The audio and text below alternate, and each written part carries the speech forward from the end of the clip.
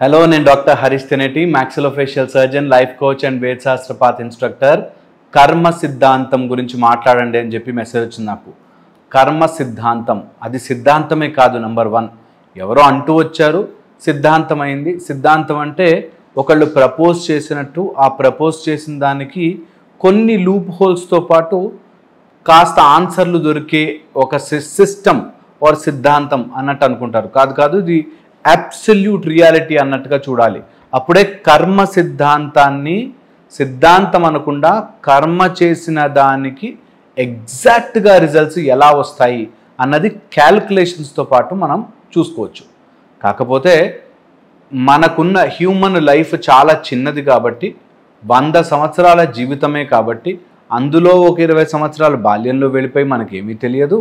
తర్వాత 80 to 100 మనం ఎలా బ్రతుకుతామో, ఎంత ముసలివాళ్ళవై మన మెమరీ మనకు ఉంటుందో లేదో తెలియదు. కాబట్టి అవి తీసేస్తే 20 నుంచి 40 వరకు ఉద్యోగము, డబ్బు అని చెప్పి పరిగెట్టి 40 నుంచి కొంచెం జ్ఞానం వైపుగా అడుగులు వేస్తూ తెలుసుకునే ప్రయత్నం చేసే లోపల ఆ రోగాలు ఈ రోగాలు అని చెప్పి నిజానికి అనాలిసిస్ చేసి మన జీవితం ఎందుకు ఇలా ఉంది, నేను ఎందుకు ఇలా డబ్బు లేని వాళ్ళ ఇంట్లో పుట్టాను, డబ్బున్న వాళ్ళ ఇంట్లో పుట్టాను, నా మొహం ఎందుకు ఇలా ఉంది, నా కాళ్ళు ఎందుకు ఇలా ఉన్నాయి, నాకు అనారోగ్యం ఎందుకు వచ్చింది, నేను ఎందుకు మోసపోయాను, ఏది అనాలిసిస్ చేయాలన్నా మన అవగాహన వెళ్ళినంత వరకే మనం చేయగలం.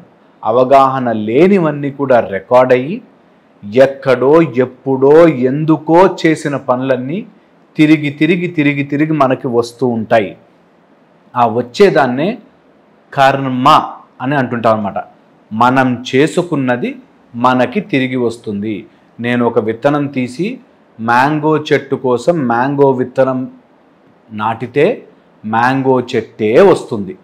యాపిల్ విత్తనం నాటితే యాపిల్ చెట్టే వస్తుంది. What ever you so you reap అంటారు కదా, అలాగే మనం ఏది చేస్తూ ఉంటామో అది తిరిగి వస్తుంది. ఇది ఒక సిద్ధాంతంలో లాజిక్ లాగా పక్కన పెట్టకుండా ఇది ఎవ్రీడే రియాలిటీ లాగా గనక మనం చెయ్యగలిగితే అప్పుడు కర్మ మనకి కరెక్ట్గా అర్థమవుతుంది. అంతవరకు కర్మ సిద్ధాంతంలే సరే ఎప్పుడో జరుగుతుంది, వస్తే వస్తుంది అనే కన్ఫ్యూజన్లో ఉంటాం. దీన్ని ఒక్క స్టెప్ ముందుకు వెళ్ళి ఆలోచిద్దాం.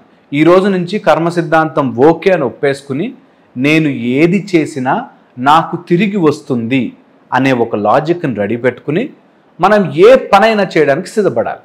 అప్పుడు మనం వాట్ ఎవర్ వీఆర్ డూయింగ్, ఎవరికి ఏది చేస్తున్నా, మనకి మనం ఏది చేస్తున్నా అది మనకి తిరిగి వస్తుంది అని ఈ లాజిక్ ఎప్పుడైతే అర్థమైపోతుందో కళలో కూడా ఎవరికి హాని చేయం, ఎప్పుడు ఎవరితో తప్పుగా బిహేవ్ చేయం, ఎప్పుడు ఎవరికి అన్యాయం చేయం. ఎందుకు చేయం తెలుసా? అది తిరిగి నీకు వస్తుంది అని తెలిసినప్పుడు నువ్వు ఖచ్చితంగా దాని రిజల్ట్ చూస్తావు అని తెలిసినప్పుడు తప్పు చెయ్యం. ఇది యాక్చువల్ లా, ఇది ఇలాగే పనిచేస్తుంది. దీనిలో మరి వాళ్ళు చెడ్డవాడు డబ్బున్నాడు కదా, లేకపోతే మంచివాడు కష్టాలు పడుతున్నాడు కదా, ఇవన్నీ అసలు పట్టవు. మరి అలాంటప్పుడు ఈ కర్మ నేను తెలియక చేసినవి కొన్ని ఉంటాయి, ఎప్పుడో తెలియక ఇంతకు ముందు జన్మల్లో నేను చేసేసిన తప్పులు ఉంటాయి కదా, ఆ తప్పులన్నిటినీ నేను ఎట్లా, మరి ఇప్పుడు జరిగిపోయింది నేను ఎలా చేయగలను అనుకుంటే కొన్ని మతాల్లో రిపెంటెన్స్ అని చెప్పారు.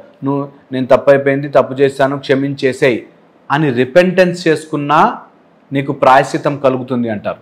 దానికంటే ఇంకొంచెం అడుగు ముందుకు వేసి మన కర్మ సిద్ధాంతంలో నీకు ఏదైతే బాణం నీ వైపు వస్తోందో ఆ బాణం నీకు తగిలి తీరుతుంది, ఖచ్చితంగా తగిలి తీరుతుంది.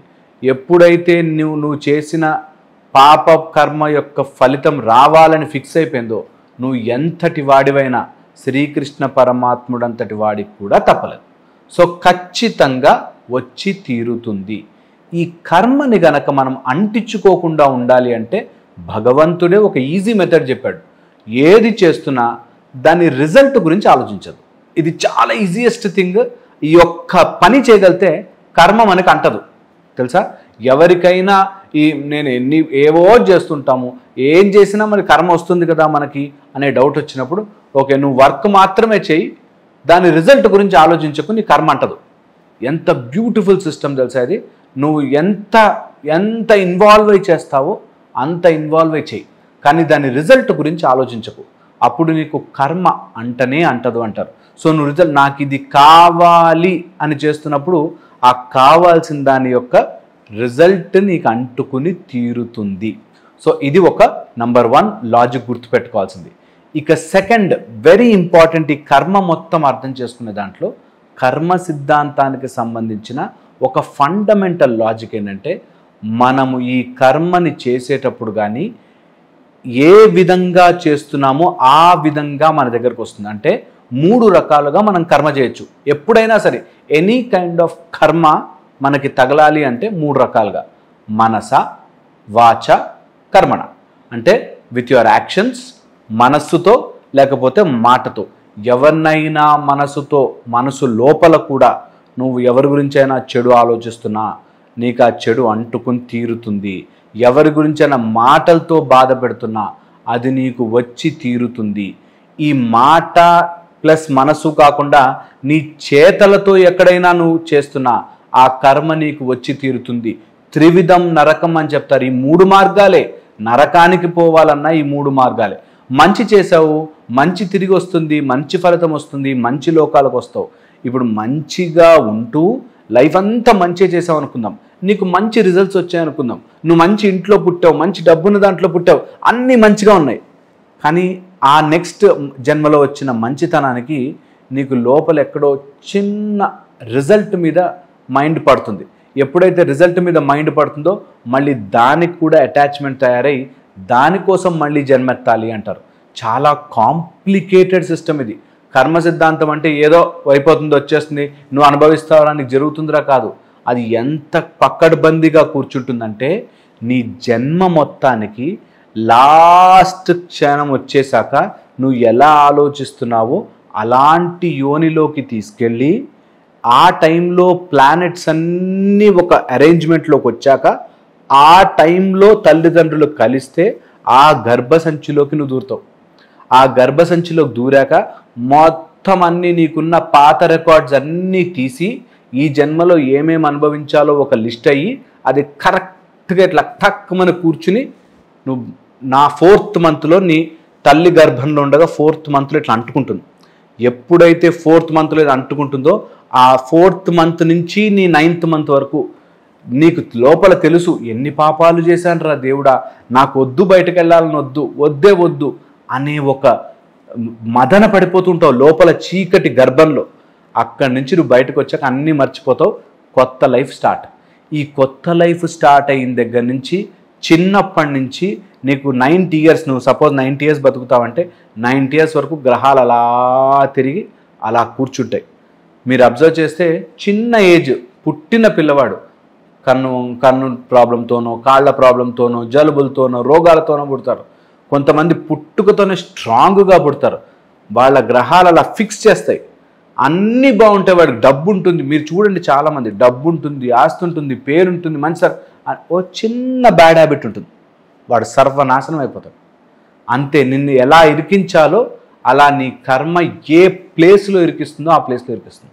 అందుకనే ఎవ్రీ సెకండ్ ఎవ్రీ టైమ్ కర్మ సిద్ధాంతం చెప్పిన ప్రకారం ఎంత జాగ్రత్తగా మనం చేసే కర్మని మనం ఏరుకోగలిగితే అంత బాగా మీ లైఫ్, అంత త్వరగా మీరు కర్మ నుంచి విముక్తి పొంది ఈ లోకాన్ని ఒక బర్డ్స్ వ్యూలో కొంచెం ఎదిగి చూడగలుగుతారు. ఎప్పుడైతే మీరు ఆ కర్మలో ఇరుక్కుపోయి ఉంటారో, అంటే తల్లి గర్భంలోకి వచ్చి నీకు ఆ గ్రహాలలో ఫిక్స్ అయిపోయాక నువ్వేమీ చేయలేవు, వచ్చి తీరతాయి నీ దగ్గరికి. వచ్చినప్పుడు ఇది ఏదో జన్మలో చేసిన కర్మ నా దగ్గరకు వచ్చింది, నేను దీనికి ఏడ్చాను అంటే అది బాధపడినట్టు, బాధపడ్డాను అంటే అది నాకు నచ్చనట్టు, నచ్చని దాని కారణంగా నేను మళ్ళీ దీన్ని అనుభవించాలి. కాబట్టి ఏది ఫలితం వచ్చినా సరే నేను నవ్వుతూ తీసుకుని ఆ ఫలితాన్ని నేను అనుభవించేసి అక్కడితో దాన్ని ఫినిష్ చేసేసి ఇక నెక్స్ట్ జన్మకైనా ఆర్ నెక్స్ట్ లైఫ్కైనా నేను మంచి రిజల్ట్ని తీసుకువెళ్తాను, ఆర్ ఈ కర్మ ఇక్కడితో ఎండ్ చేసేస్తాను అనే ఆలోచనతో కనుక మీరు ముందుకెళ్తే డెఫినెట్లీ కర్మల నుంచి దాటి ఇలా పువ్వు విచ్చుకున్నట్టుగా తొందరగా విచ్చుకుని బయటపడతారు. ఇది వెరీ ఇంపార్టెంట్. ఇది బాగా అర్థం చేసుకోండి. మీరు ఏదో జన్మలో చేసిన కర్మ ఇప్పుడు మీ దగ్గరికి వస్తే దాన్ని మీరు నాకు ఇష్టం లేదు అనుకుంటూ అనుభవించినా సరే మీకు ఆ కర్మ యొక్క ఫలితం మళ్ళీ అంటుకుంటుంది.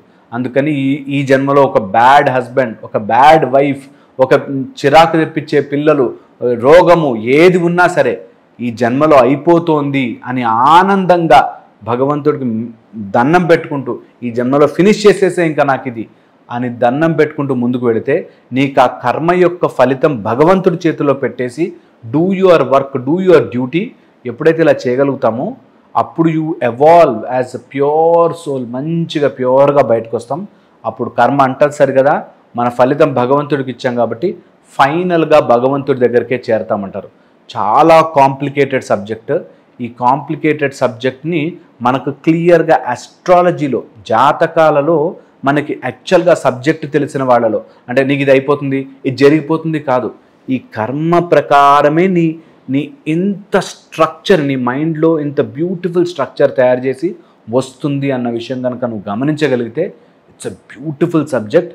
మీకు టైం దొరికినప్పుడు కర్మ సిద్ధాంతం గురించి ఎంత చదవగలిగితే అంత, ఎంత తెలుసుకోగలిగితే అంత నీ బాడీ గుర్తుపెట్టుకుంటుంది, నీ మైండ్ గుర్తుపెట్టుకుంటుంది, నీ నిద్రలో ఎప్పుడో జరిగినవన్నీ కూడా గుర్తుకు తీసుకొచ్చి నిన్ను అనుభవించేలా చేస్తుంది. ఎప్పుడో ఏదో జరిగినది నిద్రలో నీకు చెమట పట్టించే, భయం పెట్టించేలా చేస్తుంది అని తెలుసుకున్న రోజున మనసా వాచా కర్మన తప్పు చేయవు, తప్పు చేసే బాధ ఉండదు. ఎప్పుడైతే చేయకుండా ఉంటావో life will become much more easier. నేను చెప్పింది ఆలోచించండి. ఇంకా very complicated subject, but still ఇంకొక వీడియోలో మళ్ళీ ఇంకొంచెం డీటెయిల్గా మాట్లాడుకునే ప్రయత్నం చేద్దాం. సో కర్మ సిద్ధాంతం అని ఒక సిద్ధాంతం చదివి ఊరుకోకుండా అది రియల్ లైఫ్లో అప్లై చేసుకోండి. చాలా బ్యూటిఫుల్గా ఉంటుంది. It's an extremely important subject. మీకు టైం ఉన్నప్పుడు, వీలున్నప్పుడు జన్మలు నమ్మను, నాకు పాత జన్మ గురించి నాకు తెలియదు, ఈ సుత్తంతా కాకుండా కొంచెం డైవ్ డీప్ అండ్ ఇన్వెస్టిగేట్. మీకు మీరే అబ్జర్వ్ చేసుకుని చూసుకోండి, ఎన్ని లింకులు మీకు తెలుస్తాయో అర్థమవుతుంది. మీ జీవితాన్ని మీరు అబ్జర్వ్ చేసుకోకపోతే మీకు ఏ లింక్ ఎక్కడుందో ఎప్పటికీ తెలియదు. ఎంతసేపు వాడెవడో చెప్పాడు దేవుడు లేడు, వాడెవడో చెప్పాడు కర్మ సిద్ధాంతం లేదు అనడం చాలా ఈజీ.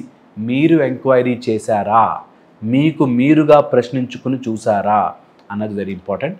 ఇది ఆలోచించండి. మళ్ళీ నెక్స్ట్ వీడియోలో కలుసుకుందాం.